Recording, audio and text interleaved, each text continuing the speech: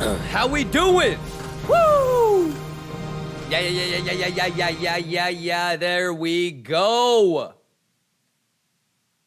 Delta, ladies and gentlemen, are you guys ready? Are you guys ready? We got a lot of shit to do. I have a pretty good idea of what my next trade might be. Look at that. Level to level, ladies and gentlemen. First off, give it up for the Kimba box. Give it up for the Kimba box. Give it up for level to level players. Give it up for the level to level players. I thought I was gonna be able to TP with you guys. I got TP'd maybe 10 minutes before the streaming thing started.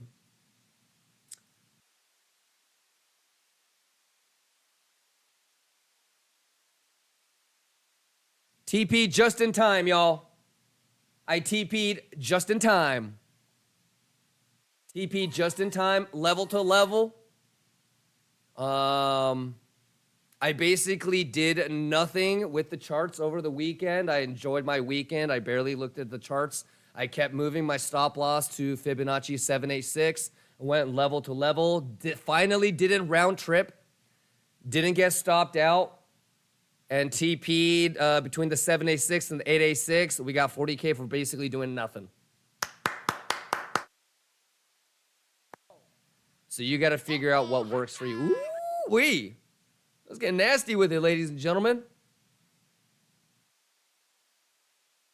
Nabik says, I took 16 days off the charts. Now I am ready. Let's go, Nabiks.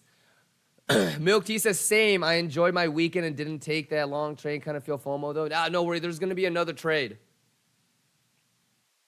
There's always going to be another. Woo! We TP perfect. Level to level. Snap diddly fo shiddly, ladies and gentlemen. Goddamn. Let's go. Let's go. Okay now. Let's see what you got. You already know I'm going to do this. Okay. Snap diddly. All right, level to level. Hopefully everybody caught the long that I shared in the Discord.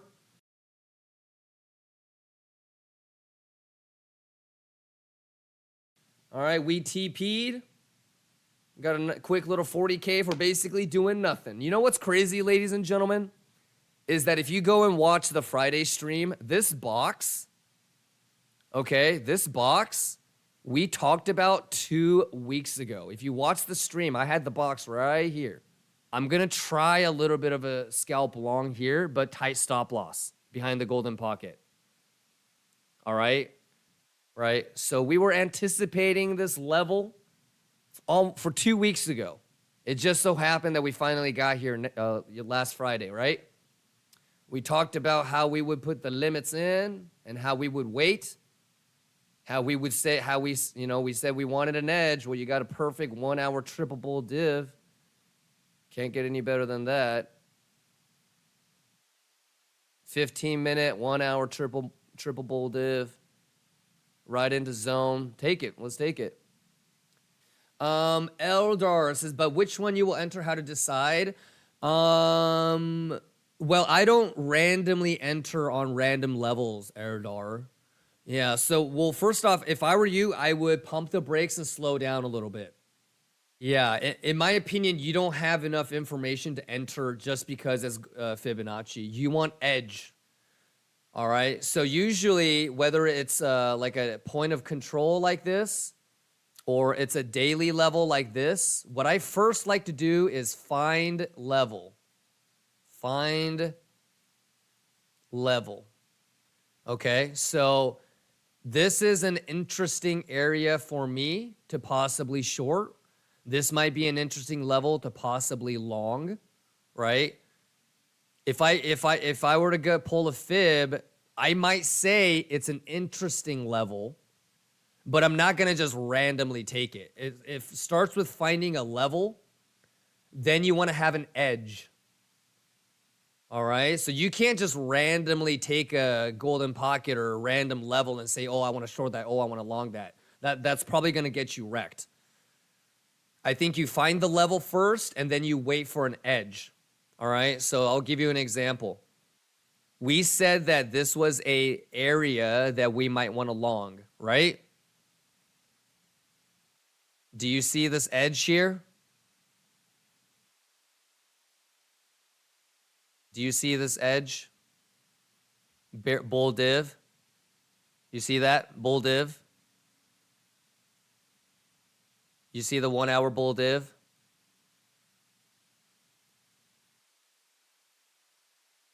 That's the first time when you could even think about taking it. Now you have an edge.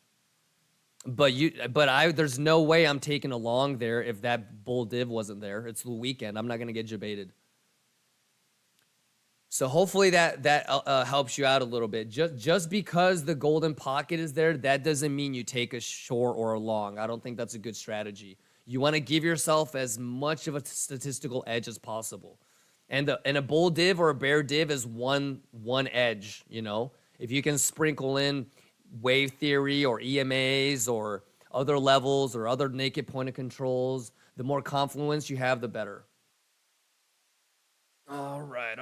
45 more minutes. We got Bulldog. We got certain.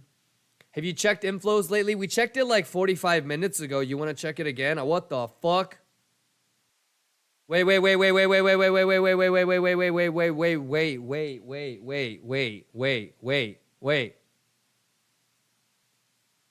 Hold on now.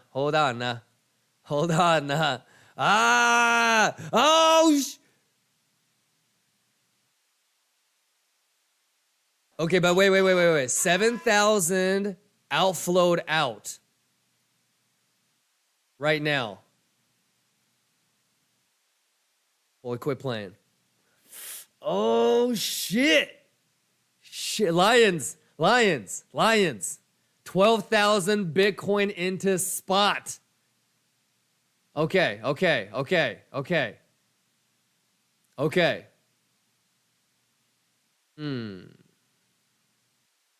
What does it mean? Okay.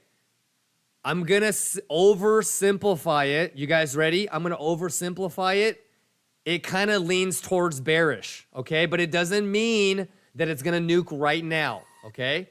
You need to understand what inflow and outflow is. You have plenty of time to nerd out, okay? If you want to be able to know why all these lions are freaking out, write on a piece of paper or on your notepad this weekend, you're going to nerd out a little bit about inflow and outflow.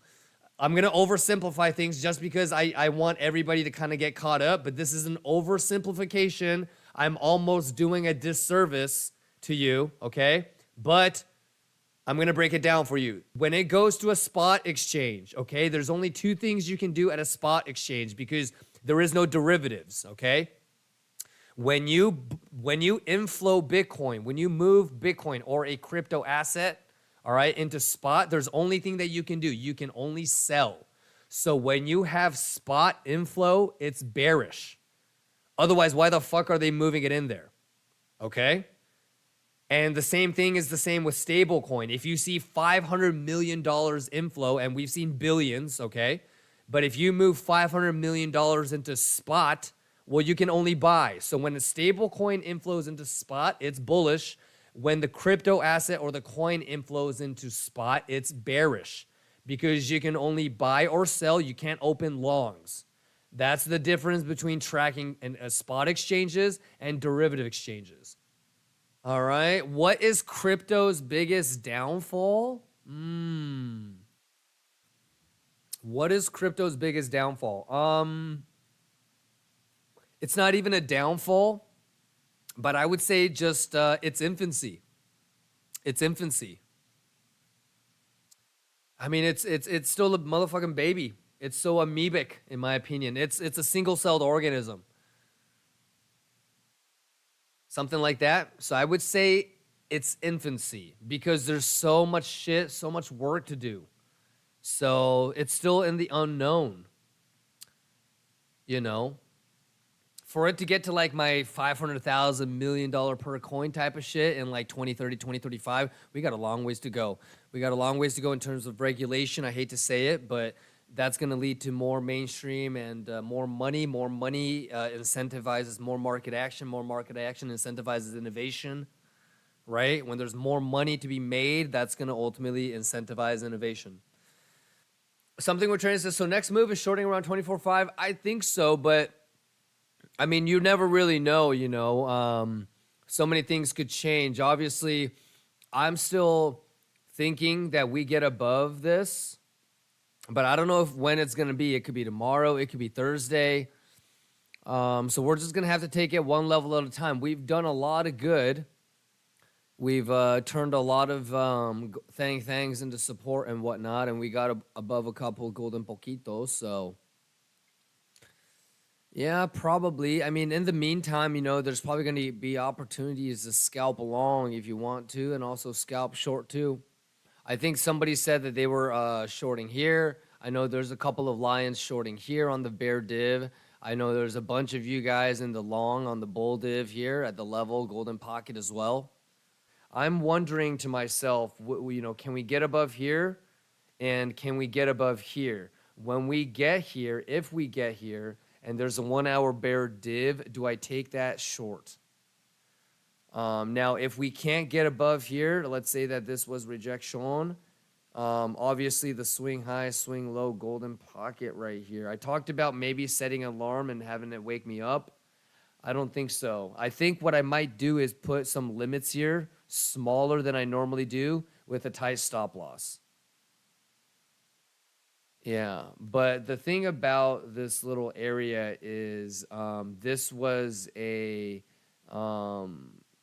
time-based level coinciding with the golden pocket, and it's not volume support like the POCs that I like. And I'm a level-to-level guy, so that's cool, but it wouldn't really freak me out if that gets lost and we come right back here again. Yanguti. Oh, snap. Oh, my goodness. Okay. Oh, my God. I'm tripping. That was... Okay, look. It's pixel fucking. Even on the little one. I thought... Oh, my God. My Letastas thought that was this one. I was about to be like, oh, my God, market enter. No. That was... Oh, shit. I'm so fucking tired. For a split second, I thought it was this golden pocket. I was like, what the fuck? It's actually going to get here?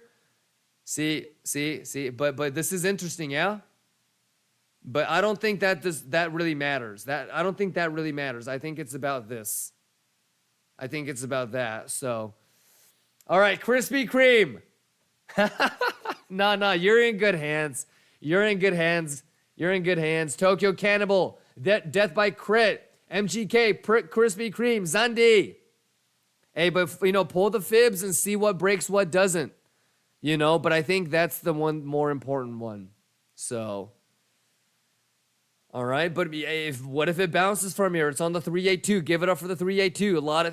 382, and golden pocket snap diddly. My goodness, here we go. I'm gonna trigger the volatility. Bada bingus. Milk tea. Shays, I know. I can't wait to start the stream either, especially because a bunch of you guys told me all your positions. So now I'm like kind of emotionally invested in you guys juicing. So I think it's actually bouncing on the golden pocket. Oh my goodness. Hey, rooting for you guys, long or short, bullish or bearish, I don't care. Stay safe. All right, I'm gonna go to sleep. You guys make sure you get some rest. All right. Have a great night. Rooting for you guys. Stay safe, and I will see you guys in a couple of hours. Have a great night.